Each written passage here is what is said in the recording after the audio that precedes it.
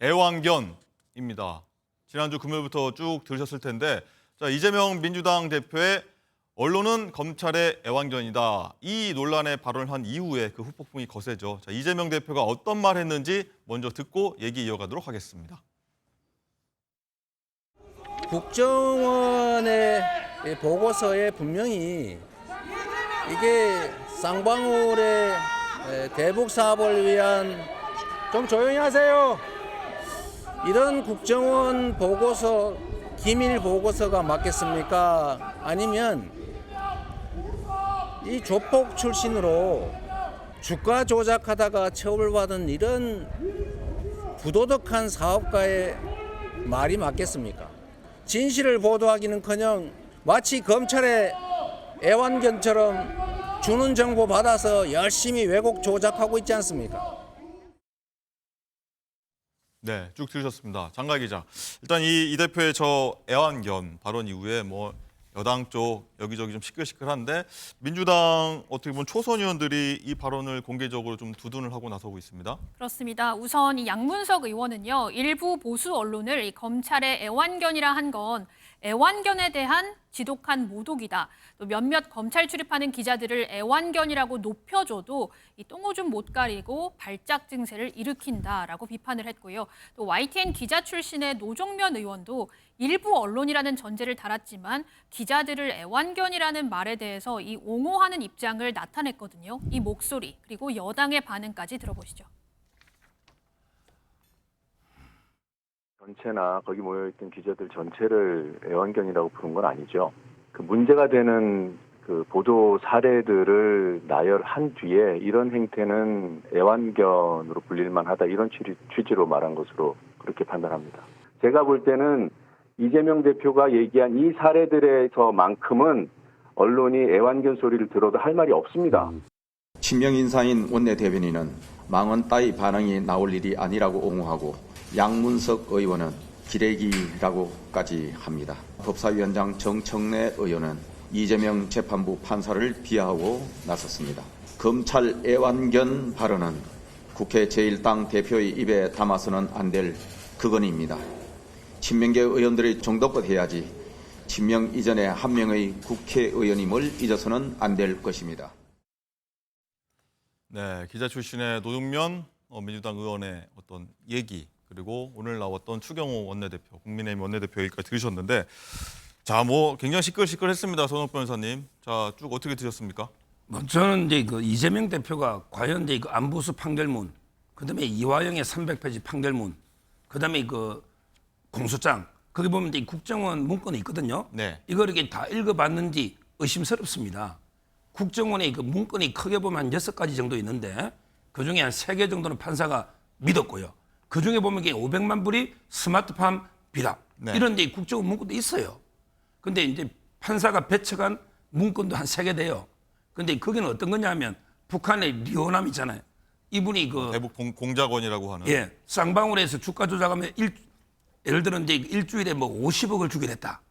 이건 이제 이거는 들은 첩보인데 너무 황당하잖아요. 일주일에 50억이면 한 달이면 200억입니다. 2달이면 400억이에요. 근데 800만 불가 어떻게 주가 조작을 합니까? 네. 너무나 이게 황당한 거는 판사가 배척했고 그다음에 믿을 만한 거는 한 거죠. 따라서 국정원 문건도 절반은 믿고 절반은 이제 안 믿은 거죠. 이걸 가지고 이게 마치 국정원 문건에 보면 명확하게 뭐 무죄인 것처럼 이렇게 주장하고 있잖아요. 언론이 이걸 모를까요? 저는 언론은 이게 다 분석했더라고요. 판결문을 분석해서 이제 언론이 판단하에 쓰잖아요. 이걸 가지고 애완견이다. 마치 이게 검찰이 받아주는 대로 쓰는 언론이 어디 있습니까? 우리나라. 그런 언론이 이건 말도 안 되는 저는 언론에 대한 공격으로 봐요. 네. 자, 박지영 본장님. 일단은 이 국민의힘에서는요. 이재명 대표 언론관 전형적인 범죄자의 모습이라고 비판했고요. 여당 당권 주자들도 뭐 독재자의 양연습이다. 희대의 마원이다. 한마디씩 했습니다. 어떻게 들으셨습니까? 이 대북 송금 관련한 얘기까지. 이 발언이 진짜 문제가 된다면 언론계에서 말이 나왔겠죠. 뭐 기자협회에서라도 예. 말이 나왔을 거고 언론사 사주들도 이야기했을 텐데 아무 말도 안 나와요. 근데 이게 이제 대한민국 언론의 작금의 현실이 아닌가 뭐 이런 생각이 들고요. 저는 애완견 표현이 모르겠어요. 저도 과하다는 생각이 안 드는데 오히려 귀엽다는 생각이 드는데요. 귀엽습니까? 홍준표 대표는 자당의 정치를 레밍 정치라고 했어요. 레밍은 쥐 종류예요. 설치류입니다. 그 정도 비교했는데도 국민의힘 의원들이 가만히 있다가 네. 이재명 대표가 국민의힘을 보고 이야기한 것도 아니고 일부 언론을 보고 애완견에 비교했는데 이렇게 흥분할 일인가요, 이게? 글쎄요. 저는 모르겠습니다. 괜히 한번 트집 한번 잡아보는 게 아닌가 이런 예. 생각이 들고요. 사실 윤석열 정부 들어서 우리 언론들도 반성 좀 해야 됩니다. 바이든 날리면 사태 때 MBC에 대한 이 탄압이라는 여기에 대해서 언론에서 어떻게 저항한 적이 있습니까, 같이? 그다음에 그 탑승 거부 때도 마찬가지고요. 또 생각나는 게 윤석열 대통령 기자회견 때 질문의 기회도 없습니다. 근데 또 뭐 대통령실 출입 기자는 대통령 파이팅 뭐 이런 건 하고 실제로 대한민국 언론도 스스로 좀 반성할 때가 되지 않았나 이런 생각이 듭니다. 예. 근데 이거 예. 하나 바로 잡아야 될 게 네, 어떤 건가요? 이 애완견 발언에 대해서 언론이 가만히 있는 게 아닙니다. 지금 제가 오늘 아침에 그 사설만 봐도요. 거의 한 6, 7개 신문에 사설에서 애완견 발언을 강력하게 비판하고 있어요. 어떤 내용이었죠? 지금 이제 언론이 애완견 한 걸 사설에서 예를 들어 서울신문 사설이다 이런 식으로 네. 신문에 한 6, 7개 지금 사설이 다 모여 있잖아요. 네. 이렇게 강력하게 반발하고 있고요. 애완견이라는 건 이게 엄청난 모욕적인 발언이에요. 귀여운 애완견이 아니고 언론에게 감시견, 워치독, 언론에게 권력을 감시하는 이게 맞죠. 언론 보고 이게 애완견이라는 건 엄청나게 모욕이고 여기에 대해서 언론계가 강력하게 지금 반발하고 있는 거예요. 아니 언론은 그런 비판 받으면 안 됩니까? 지금 야당의 입장에서 봤을 때 윤석열 정부 하는 이야기 그대로 받아 적어준다. 그래서 충분히 비판할 수 있다고 봅니다, 저는. 성역이 아닙니다. 네. 어쨌든 뭐 정권이 바뀔 때마다 그런 사실 어떤 모습들은 뭐 있어 왔던 모습 아니겠습니까? 예. 여기서 가름하고요. 자, 장관 기자, 어쨌든 이런 가운데 검찰이 이 대표를 쌍방울 불법 대북 송금 관련해서 제3자 뇌물 혐의로 기소를 하지 않았습니까? 여기에 대해서 공소장이 오늘 일부 보도로 알려지게 됐습니다. 요약해 보면 검찰이 이 대표가 북측 인사와 접촉을 시도했었다. 이렇게 검찰은 보고 있는 것 같아요. 맞습니다. 오늘 조선일보 보도인데요. 김성태 회장이 북한 측과 이재명 대표 방북 비용을 300만 달러로 합의한 직후인 2019년 7월 북한 측 인사에게 이재명 대표가 직접 방북 초청을 요청을 하려고 전화 환담 계획을 세운 사실이 있다고 검찰이 공소장에 적시했다는 겁니다.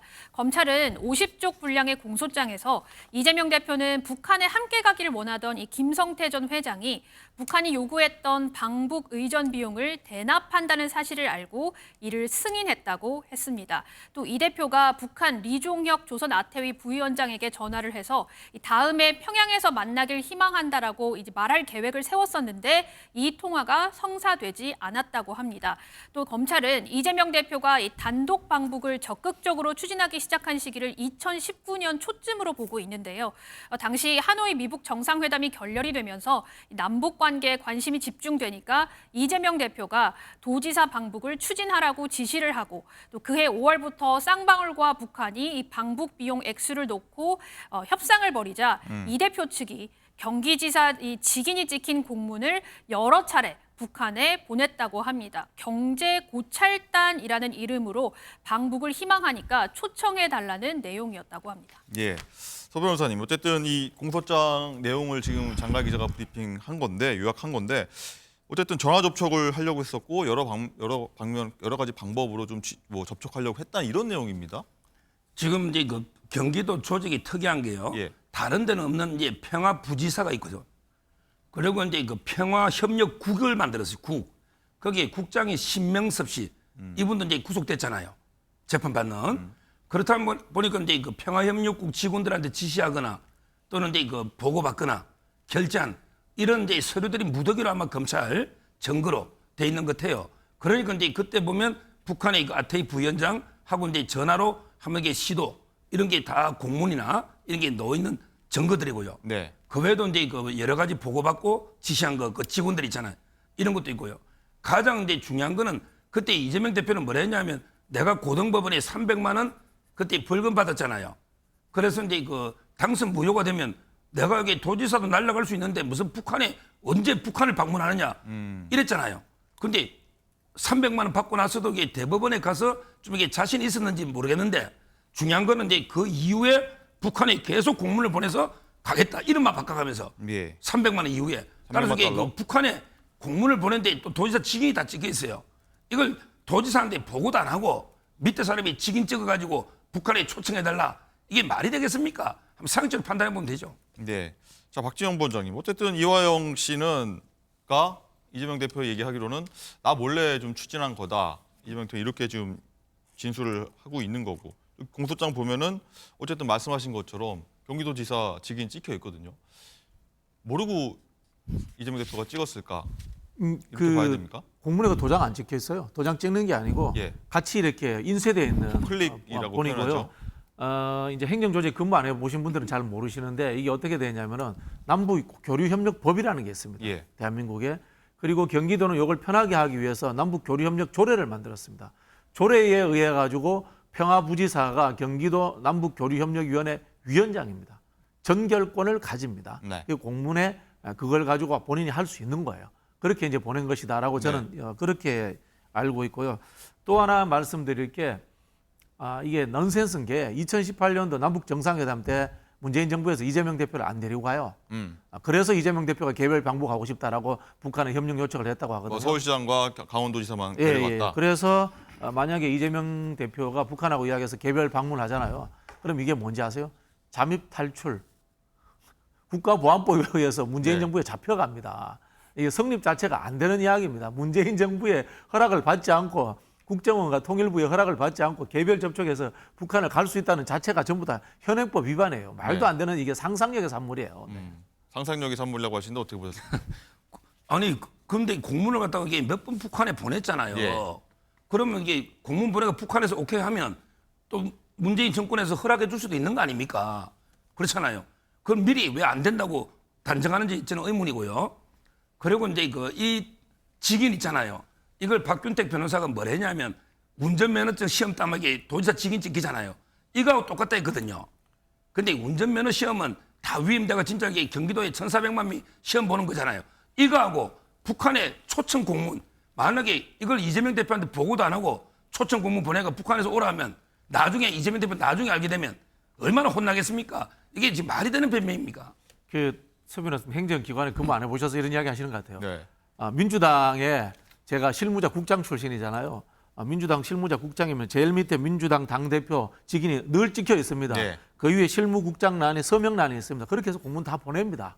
일반적으로. 네. 네.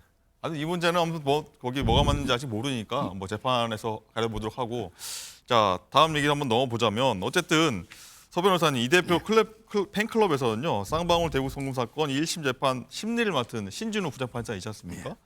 탄핵 서명운동 돌입했다고 합니다. 이게 어떻게 받아들여야 될지요? 탄핵이라는 게 헌법이나 법률을 중대하게 어긴 위법이 있어야 되잖아요. 예. 근데 신진우 부장이 뭘 위법했습니까? 기피 신청한 것도 대법원에서 기각됐죠. 판결문이 불리하게 자기한테 쓰면 이게 위협한 겁니까? 저도 신진우 부장한테 2년간 재판 받아봤어요. 김만배 사건으로. 예. 최윤길 의장 제 변호할 때. 근데 그분은 워낙 FM대로 원칙대로 재판 진행합니다. 도저히 탄핵의 사유가 뭡니까? 그냥 이화영 유죄 때린 게 탄핵 사유입니까? 지금 이 말이 안 되고 지금 민주당이나 그다음에 이재명이나 지지자들은 첫째 보세요. 검사들 탄핵하자. 그다음에 판사까지 탄핵하자. 그다음에 언론은 애완견이다.